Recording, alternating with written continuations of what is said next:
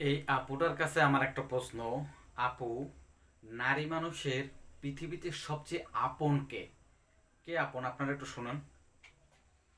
নারী মানুষের স্বামী ছাড়া দুনিয়াতে কেউ আপন না, এটা আমি বুঝতে পারছি। তুমি আমাকে রাইখে যাওয়ার পরে এই 1 মাসে আমি অনেক কিছুই বুঝতে পারছি। আমার বিয়ে 14 বছর হয়েছে, আমি চাই না যে আমার সংসারটা ভেঙে যাক। বাচ্চাদের মুখের দিকে তাকাই আমি তোমার কাছে থাকতে চাই।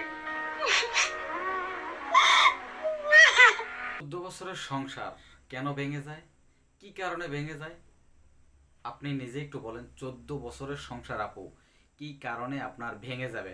আপনি নিজে বলেন। প্রথম যখন বাচ্চা হয়, বাচ্চাটা আমাকে আমার বাবার বাড়িতে রেখে আসে। যে আমার ভুল, আমার একটু রাগ বেশি। আর আমি মানে অতি তাড়াতাড়ি রাইগে যাই, আমি রাগটা কন্ট্রোল করতে পারি না। তার ইচ্ছা ছিল, সে শুরুতে আমার বিয়ের শুরু থেকেই বলতো, তার মানে সে তার বাবা মাকে অনেক প্রচুর পরিমাণ ভালোবাসে। অতিরিক্ত রাগ, অতিরিক্ত রাগ কিন্তু একটা নারীকে সংসার থেকে আলাদা করে দেয়। সংসার করা একটা নারীর জন্য অতিরিক্ত রাগ কিন্তু কখনোই ভালো না। আর একটা পুরুষ যদি তার মা বাবাকে ভালোবাসে, এটা নারীরা সহ্য করতে পারে না।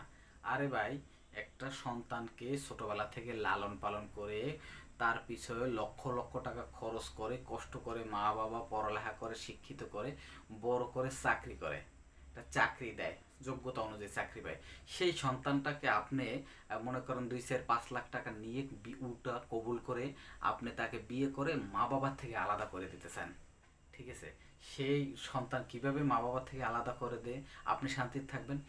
আবার আপনারা এই সন্তানদেরকে প্রেমের ফাঁদে ফেলে কৌশলে কিন্তু বিয়ে করেন।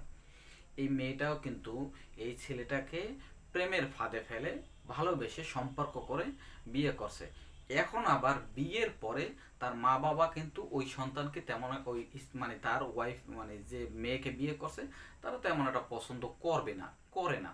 কিন্তু না করা সত্ত্বেও তাদের থেকে সে তাদেরকে তাকে আলাদা করে রাখার জন্য খুব পায়তারা করে, চেষ্টা করে। তার মুখে বাকি কথাগুলো একটু শোনেন।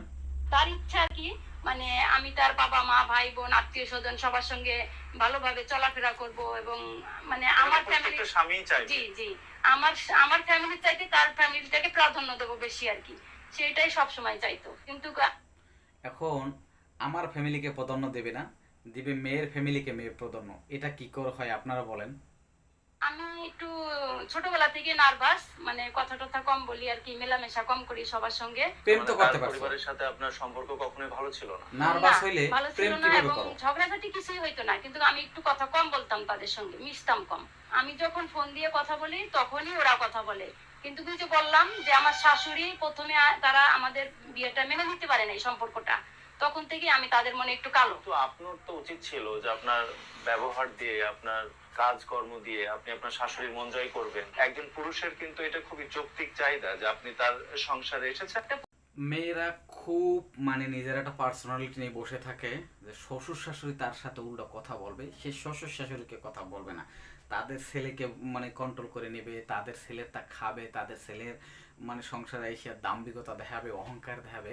কিন্তু তাদের ছেলের সাথে ছেলের মা বাবার সাথে তারা কি করবে না, সম্পর্ক ভালো রাখবে না। এটা কি সব ছেলেরা মানে? সব ছেলেরা এটা মানে না।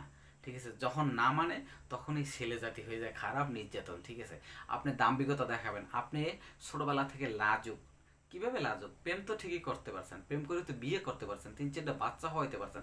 লাজুক কিভাবে? শ্বশুর শাশুড়ির সাথে কথা বলতে গেলে আপনি লাজুক হন। আপনার মা বাবার বাড়ির সাথে যখন আপনি সম্পর্ক খুব গাঢ় করেন তখন লাজুকতা আপনার যায় কই?